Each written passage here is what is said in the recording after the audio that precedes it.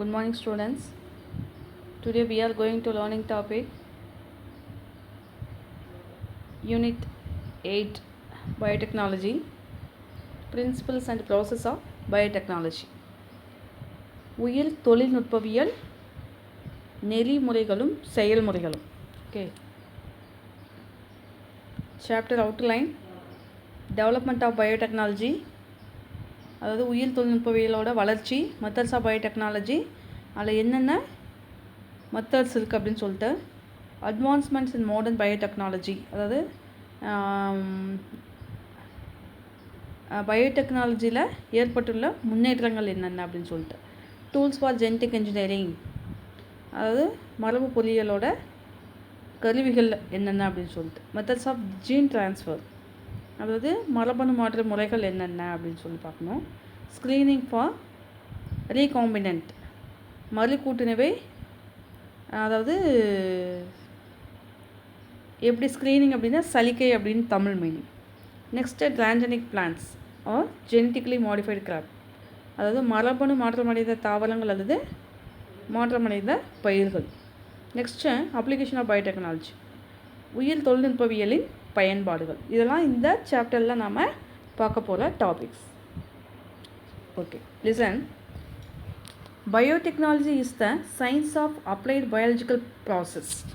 Biotechnology அப்படிங்கிறது applied biology, அதாவது பயன்பாட்டு உயிரியல் அப்படின்னு சொல்லலாம். சரியா? அதாவது அறிவியலில் பயோடெக்னாலஜி அப்படிங்கிறது பயன்பாட்டு உயிரியல் அப்படின்னு சொல்லலாம்.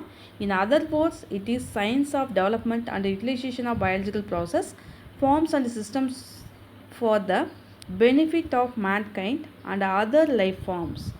அதாவது மனிதன் மட்டும் இல்லாமல் மற்ற உயிரினங்களுக்கும் பயன்படக்கூடிய அறிவியல் வளர்ச்சி தான் உயிரியல் செயல்முறைகளோட பயன்பாடு, அமைப்பு மற்றும் அதாவது தொகுதி அப்படின்னு சொல்லிட்டு சொல்லலாம். Next, the term biotechnology was coined by Karl Yerke,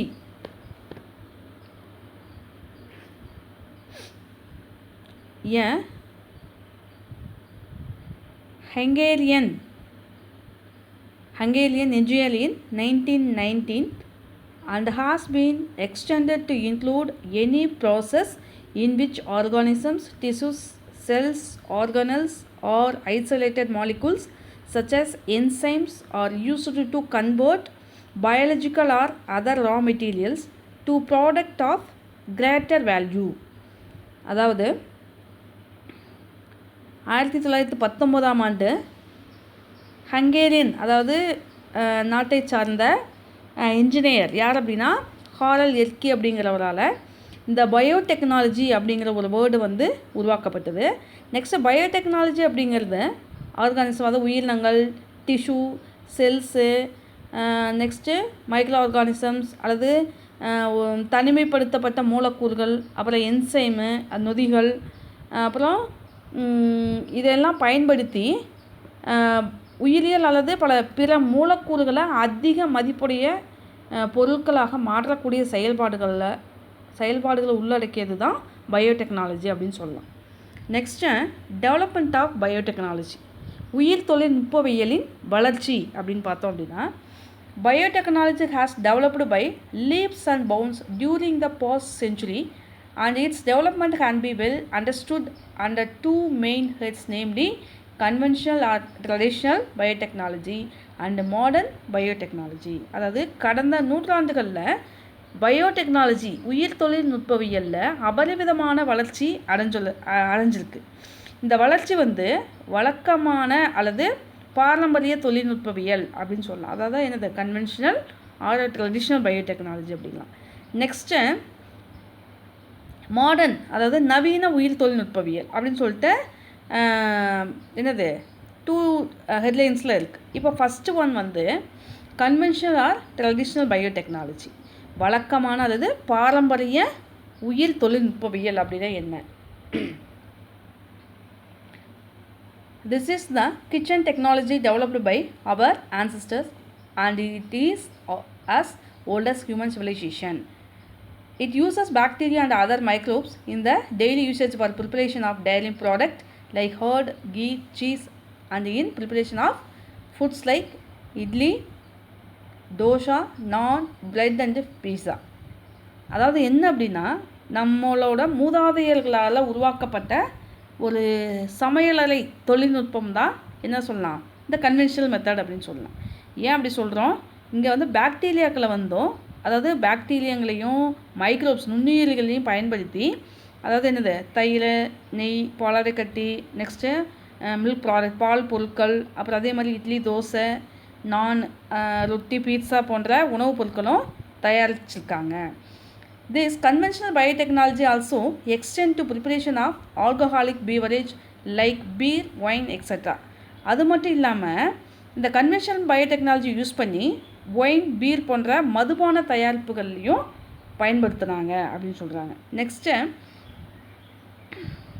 with the advancement of the science, the technology during the 18th century, this kitchen technologies gained scientific validation. அதாவது 18ஆம் நூற்றாண்டில் அறிவியல் மற்றும் தொழில்நுட்ப முன்னேற்றத்தின் காரணமாக இந்த சமையலறை தொழில்நுட்பமெல்லாம் அறிவியல் பூர்வ, அதாவது வேலிட்டி மதிப்பை பெற்றுச்சு அப்படின்னு சொல்கிறாங்க. நெக்ஸ்ட்டு, மாடர்ன் பயோடெக்னாலஜி, அதாவது நவீன உயிர் தொழில்நுட்பவியல். There are two main features of this technology that differentiated in it from the conventional technology. They are ability to change the genetic material for getting new product with the specific requirement through recombinant DNA technology. Second, the ownership of the newly developed technology and its social impact. Listen, அதாவது modern technology அப்படிங்கிறது இரண்டு முக்கிய சிறப்பம்சங்களை உடையது அப்படின்னு சொல்கிறாங்க. அதாவது என்ன அப்படின்னா, கன்வென்ஷனல், அதாவது பாரம்பரிய தொழில்நுட்பத்திலிருந்து வேறுபட்டது. சரியா, அதனால தான் இது என்ன சொல்கிறோம், மாடர்ன் பயோடெக்னாலஜி அப்படிங்கிறோம். இப்போ இதில் வந்து 2 மெத்தட்ஸ் சொல்லியிருக்காங்க. ஃபஸ்ட்டு ஒன்று என்ன அப்படின்னா, அதாவது ரீகாம்பினன்ட் டிஎன்ஏ, மறுக்கூட்டிணைவு டிஎன்ஏ அப்படின்னு சொல்லலாம். இந்த மறுக்கூட்டிணைவு டிஎன்ஏ வந்து தொழில்நுட்பத்தின் மூலம், அதாவது குறிப்பிட்ட தேவைக்காக புதிய தயாரிப்புகளை நாம் செய்கிறதுக்கும் மரபணு மாற்றம் செய்யலாம். அதாவது குறிப்பிட்ட தேவைக்காக புதிய தயாரிப்பு நாம் எடுக்கணும் அப்படின்னா அதுக்காக வந்து என்னது மரபணு மாற்றத்தை நாம் யூஸ் பண்ணிக்கலாம். செகண்ட் என்ன அப்படின்னா, புதிதாக உருவாக்கப்பட்ட தொழில்நுட்பத்தோட உரிமை மற்றும் அதன் சமூக தாக்கம், சரியா, இது வந்து இருக்கணும் அப்படின்னு சொல்கிறாங்க. அது ownership of the newly developed technology and its social impact அப்படிங்கிறாங்க. Today biotechnology is a $1 billion business around the world, wherein pharmaceutical companies, breweries, agro-industries and other biotechnology-based industries apply biotechnological tools for their product improvement. அதாவது என்ன அப்படின்னா, இந்த இன்றைய சூழ்நிலையில் இந்த biotechnology மூலமாக உலகெங்கும் என்னது $1 பில்லியன் கணக்கில் வர்த்தகம் நடைபெறுது. அதாவது என்ன அப்படின்னா, வியாபாரம் நடக்குது. இங்கே வந்து என்னென்ன அப்படின்னா, எந்தெந்த துறைகள் அப்படின்னு பார்த்தோம்னா, அதாவது மெடிசன் மருத்துவ துறைகளாக இருந்தாலும் சரி, மதுபான தொழிற்சாலைகளாக இருந்தாலும் சரி, அதாவது வேளாண்மை தொழில்களாக இருந்தாலும் சரி, உயிர் தொழில்நுட்ப அடிப்படையிலான தொழில்கள் எதுவாக இருந்தாலுமே இங்கே அதனோட முன்னேற்றத்திற்கு வந்து, அதாவது முன்னோடியாக இருக்கிறது எது அப்படின்னா இந்த பயோடெக்னாலஜி டூல்ஸ் அப்படின்னு சொல்கிறாங்க. Okay, next, modern biotechnology embraces all methods of genetic modification by recombinant DNA and cell fusion technology.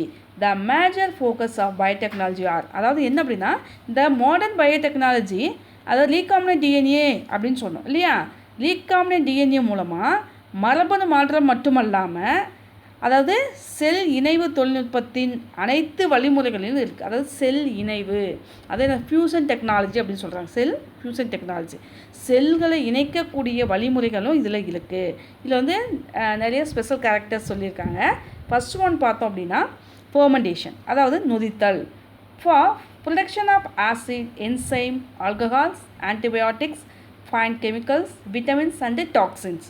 அதாவது நொதித்தல் மூலிமா, அதாவது ஆசிட, அமிலங்கள், நொதிகள், ஆல்கஹாக்கள், நெக்ஸ்ட்டு உயிர் எதிர்பொருள், நுண் வேதிப்பொருள், விட்டமின்ஸ், அப்புறம் நெக்ஸ்ட்டு நச்சு பொருட்கள் உற்பத்தி. இதில் எல்லாமே என்ன பண்ணுறாங்க அப்படின்னா இந்த ஃபெர்மெண்டேஷன் மெத்தட் வந்து யூஸ் பண்ணுறாங்க.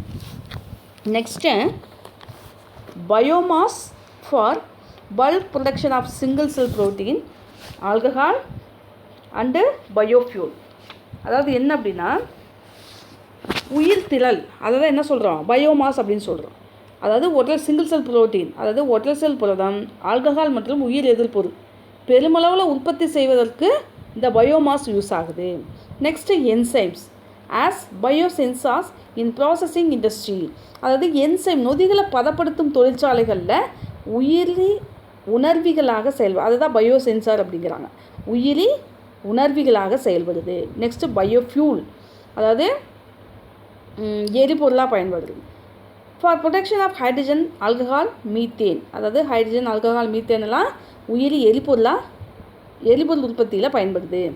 Next microbial inoculant as biofertilizer and nitrogen fixers. அது மட்டும் இல்லாமல் நுண்ணுயிரி உட்புகட்டல், இனாகுலண்ட் அப்படின்னா உட்புகட்டல் அல்லது உட்செலுத்துதல் அப்படின்னு சொல்லலாம். உயிரி உரங்கள் மற்றும் நிலைநிறுத்திகளாக இது யூஸ் ஆகுது. Next plant and animal cell culture for production of secondary metabolites, monoclonal antibodies. அது மட்டும் இல்லாமல் தாவர மற்றும் விலங்கு செல் வளர்ப்பு, அதாவது இரண்டாம் நிலை வளர்ச்சி பொருள் மற்றும் மோனோக்ளோனல் ஆன்டிபாடி உற்பத்திக்கு தாவரம் மற்றும் விலங்கு செல் வளர்ப்பு யூஸ் ஆகுது.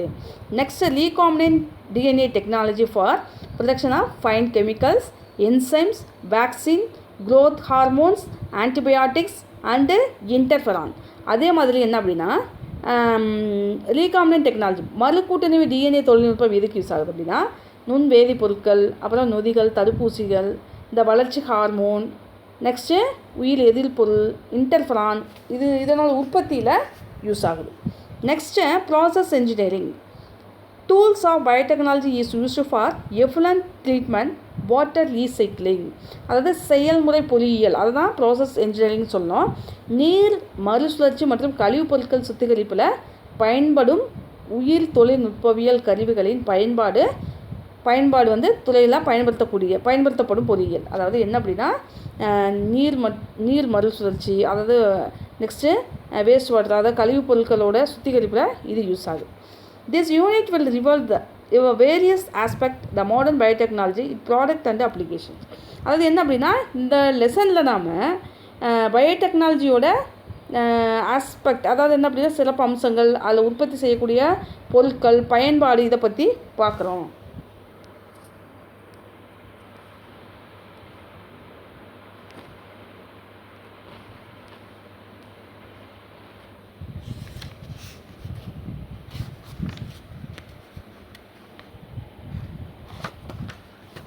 Okay,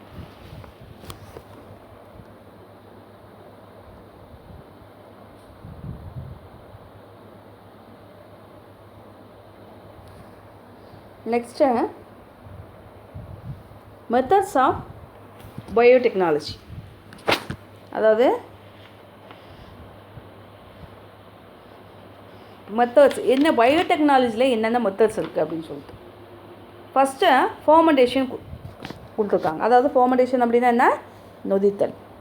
the word fermentation is derived from the Latin verb fervor, which means to boil. அதாவது நொதித்தல் அப்படிங்கிற சொல் லத்தீன் மொழியிலேருந்து வந்துச்சு. அது என்ன அப்படின்னா பெர்விர் அப்படிங்கிற அதிலிருந்து எடுத்தாங்க. அப்படின்னா என்ன மீனிங் அப்படின்னா டு பாயில், அதாவது காய்ச்சுதல் அப்படின்னு அர்த்தம்.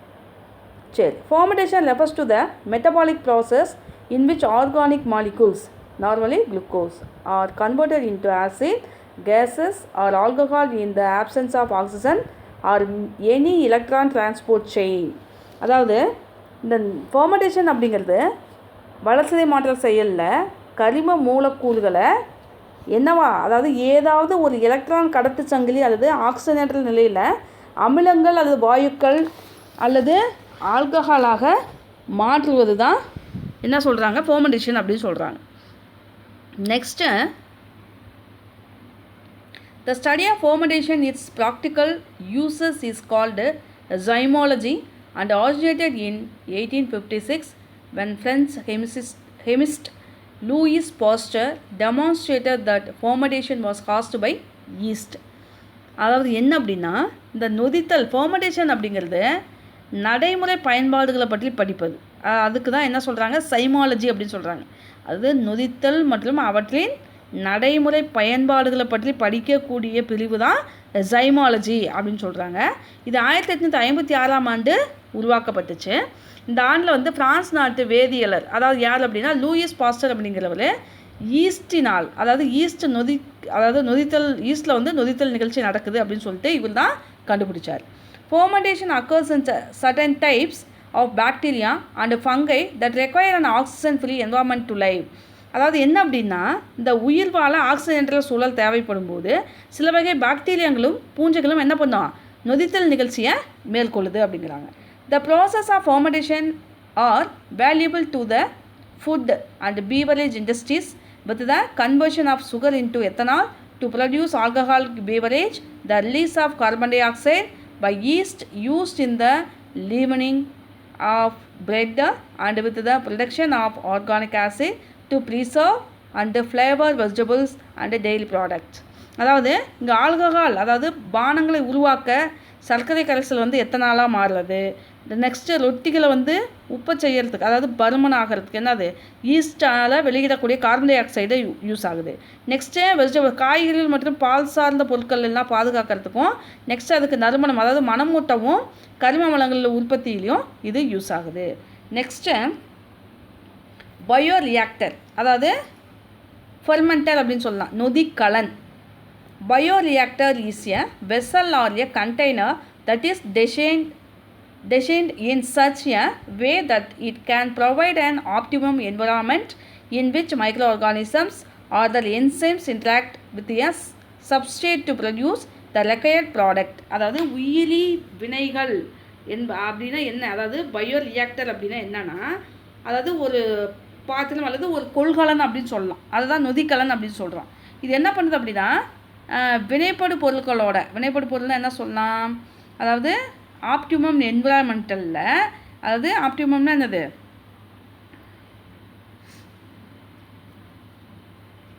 அதாவது ஒரு குறிப்பிட்ட, அதாவது வினையில் ஈடுபடக்கூடிய பொருளோடு இந்த நுண்ணுயிர், அதாவது பாக்டீரியாக்கள் அல்லது அவர்களோட என்சைம், அதிலிருந்து இருக்கக்கூடிய என்சைம்ஸ் என்னது தேவையான பொருட்களை உற்பத்தி செய்வதற்கும் இந்த வினைபுரிய வகையில், அதாவது உகந்த சூழ்நிலை, அதாவது அதுக்கு ஏற்றவாறு தகுந்த சூழ்நிலையை வழங்கக்கூடியதாக என்ன பண்ணியிருக்காங்க அப்படின்னா வடிவமைக்கப்பட்டிருக்கு அப்படின்னு சொல்கிறாங்க. இந்த bioreactor aeration, agitation, temperature and pH are controlled. இந்த டைமில் என்ன ஆகும் அப்படின்னா, இந்த உயிரி வினை கலனில் நல்லா ஏரியேஷன், கார்டிலேஷன், அதாவது எஜிடேஷன்னா கிளர் ஊட்டம், நெக்ஸ்ட்டு வெப்பநிலை, டெம்பரேச்சர், pH எல்லாமே எப்படி இருக்குன்னா கட்டுப்படுத்தப்பட்டிருக்கும். Next fermentation involves 2 process, namely upstream and downstream process. அதாவது ஃபெர்மெண்டேஷன், இந்த நொதித்தல் வந்து 2 மெத்தட்ஸில் நடக்குது அப்படிங்கிறாங்க. ஃபஸ்ட்டு அப்ஸ்ட்ரீம், அதாவது என்ன அப்ஸ்ட்ரீம்னா என்ன சொல்லலாம், அதாவது மேல்கால் பதப்படுத்துதல், டவுன்ஸ்ட்ரீம்னா கீழ்கால் பதப்படுத்துதல் அப்படின்னு சொல்லுவாங்க. சரி, ஓகே. நாம் இப்போ first one upstream process. Upstream அப்படின்னா all the process before shortening of the fermenter, such as sterilization of the fermenter, preparation and sterilization of culture medium, and growth of the suitable inoculum are called upstream process. அதாவது நொதித்தல் தொடங்குவதற்கு முன்பாக உள்ள அனைத்து செயல்முறைகளும், அதாவது நொதிக்கலனில் நுண்ணுயிர் நீக்கம், அதாவது தயார்படுத்துதல், வளர்ப்பு ஊடக நுண்ணுயிர் நீக்கம், நெக்ஸ்ட்டு இந்த பொருத்தமான இன்னாகுலம், க்ரோத், இது எல்லாமே என்ன பண்ணணும் இதில் யூஸ் பண்ணுறாங்க. சரி, இந்த மெத்தடில் யூஸ் பண்ணுறாங்க. Next downstream process. All the process after the fermentation process is known as downstream process. அதாவது நொதித்தலுக்கு பிறகு உள்ள அனைத்து செயல்முறைகளும் என்ன சொல்லலாம் டவுன் ஸ்ட்ரீம்.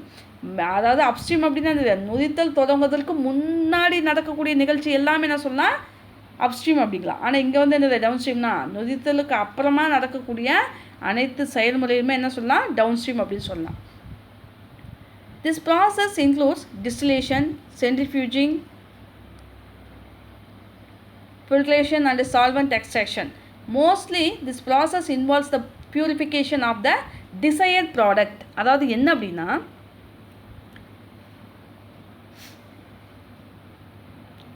இந்த டவுன் ஸ்ட்ரீம் ப்ராசஸில், அதாவது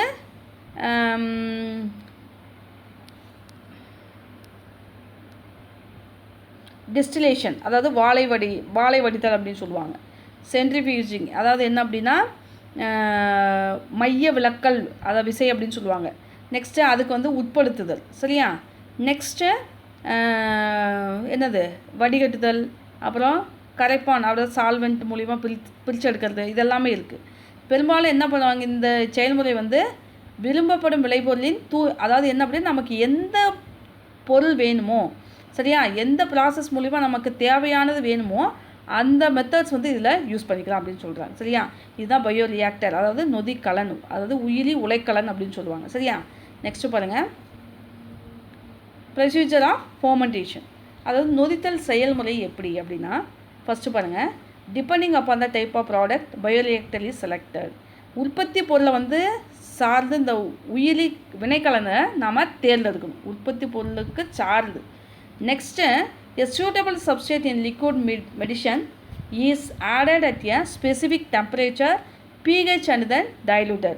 அதாவது என்ன அப்படின்னா, குறிப்பிட்ட வெப்பநிலை, இந்த pH, பொருத்தமான வளர்தள பொருள், அதாவது பொருத்தமான அதுக்கு வளர்வதற்கான சூழல், நீர்ம ஊடகத்தில் சேர்க்கப்படுறது, இதெல்லாமே அதாவது சேர்க்கப்பட்டு பின்னர் என்ன பண்ணணும், அதை நீக்கப்படணும். Next, the organisms is added to it. அப்புறம் என்ன பண்ணோம், அதாவது இதில் உயிரினம், அதாவது மைக்ரோப்ஸாக இருந்தாலும் சரி, அனிமல்ஸ், தாவர செல்லு, என்னது விலங்கு செல், தாவர செல்லு, அப்புறம் செல் ஆர்கனல்ஸ், செல் நுண்ணுறுப்புகள், என்சைம்ஸ், இதெல்லாமே ஆட் பண்ணுறது. Next, then it is incubated at a specific temperature for the specified time. அதாவது என்ன அப்படின்னா, குறிப்பிட்ட கால அளவிற்கு என்ன பண்ணுவோம், குறிப்பிட்ட வெப்பநிலையில் வைக்கணும். Next, the incubation may either be aerobic or anaerobic. அதாவது காற்றில் உள்ள நிலையிலையோ அல்லது காற்றற்ற நிலையிலையோ என்ன பண்ணலாம், தேவைக்கேற்ப அந்த ஆர்கானிசத்தை நம்ம வச்சுக்கலாம். withdrawal of product using downstream processing methods. withdrawal அதாவது என்ன அப்படின்னா, இந்த முறை டவுன்ஸ்ட்ரீம் ப்ராசஸை யூஸ் பண்ணி விளைபொருட்களை நாம் எடுத்துக்கலாம், அதுலேருந்து நமக்கு கிடைக்கிது அப்படின்னு சொல்கிறாங்க. Next,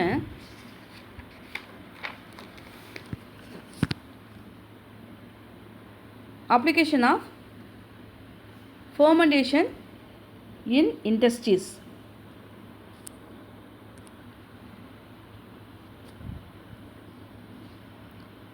first, microbial biomass production, அதாவது நுண்ணுயிரி உயிர் திரள் உற்பத்தி அப்படின்னு சொல்லலாம். Microbial cells like algae, bacteria, yeast, fungi are grown, dried and used as source of complete protein called single cell protein which serves as human food or animal feed. அதாவது என்ன அப்படின்னா, இந்த நுண்ணுயிரி உயிர் திரள் உற்பத்தி அப்படின்னா இந்த ஆல்காக்கள், பாக்டீரியா, ஈஸ்ட்டு, ஃபங்கை, அதாவது பூஞ்சைகள் போன்றவை என்னது வளர்க்கப்பட்டு அதை ட்ரை பண்ணி, அதாவது உலர்த்தப்பட்டு சிங்கிள் செல் புரோட்டீன் அப்படிங்கிறது, ஒற்றை செல் புரதம், அதுதான் சிங்கிள் செல் புரோட்டீன் அப்படிங்கிறத என்னது முழு புரத மூலமாக நாம் பயன்படுத்துகிறோம். இது என்னது மனிதனுக்கு உணவாகவோ விலங்குகளுக்கு தீவனமாகவோ செயல்படுது. இதற்கு தான் நம்ம என்ன சொல்கிறோம், அதாவது சிங்கிள் செல் புரோட்டீன், ஒற்றை செல் புரதம் அப்படின்னு நம்ம சொல்கிறோம். சரியா? நெக்ஸ்ட்டு, மைக்ரோபியல் மெட்டபாலைட்ஸ், நுண்ணுயிரி வளர்சிதை மாற்ற பொருட்கள். Microbes produce compounds that are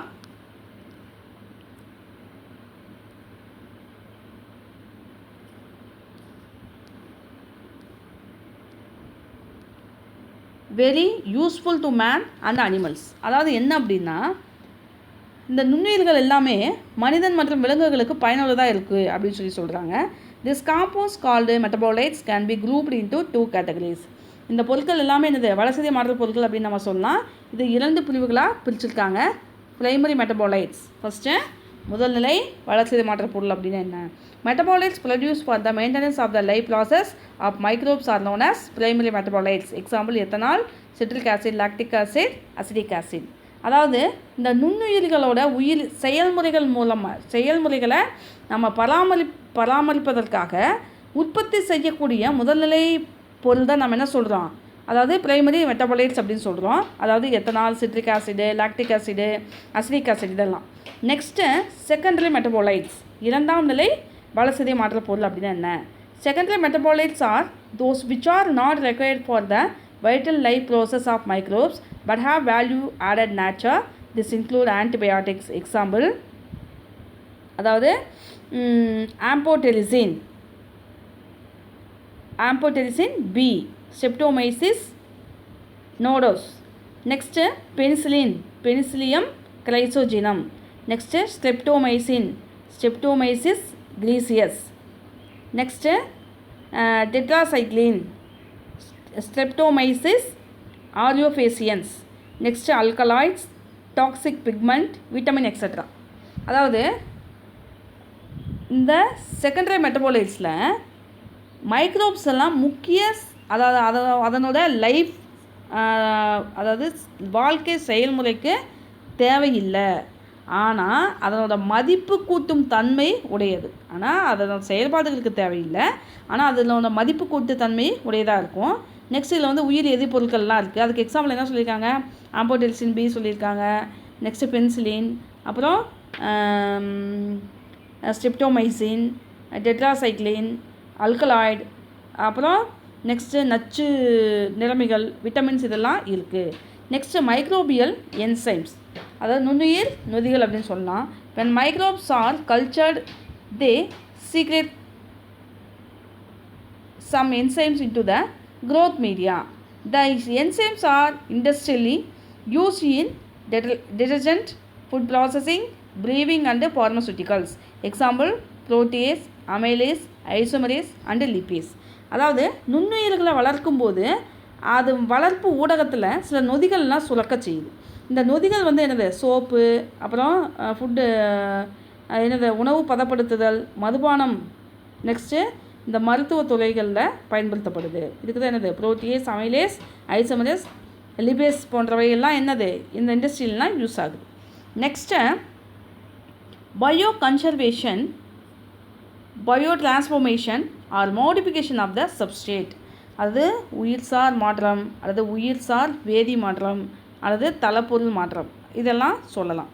இதில் என்ன அப்படின்னா, the fermenting microbes have the capacity to produce valuable product. Example, conservation of ethanol to acetic acid, isopropanol to acetone, sorbitol to sorbose, sterols to steroids. அதாவது என்ன அப்படின்னா, இதில் வந்து அதாவது fermentation, நொதிக்க வைக்கும் நுண்ணுயிர்கள் எல்லாமே மதிப்பு, அதாவது விலை மதிப்பு மிக்க தயாரிப்புகளை உற்பத்தி செய்யக்கூடிய திறனை இருக்குது. இல்லை எத்தனால் வந்து என்னது? அசிட்டிக் அமிலமாக மாற்றலாம், அதான் வினிகர். நெக்ஸ்ட்டு ஐசோப்ரோபனால் வந்து அசிட்டோனாகவும், சார்பிட்டால் வந்து சார்போஸ் சர்க்கரையாகவும், இதில் வந்து இந்த விட்டமின் சி உற்பத்திக்கு பயன்படுது.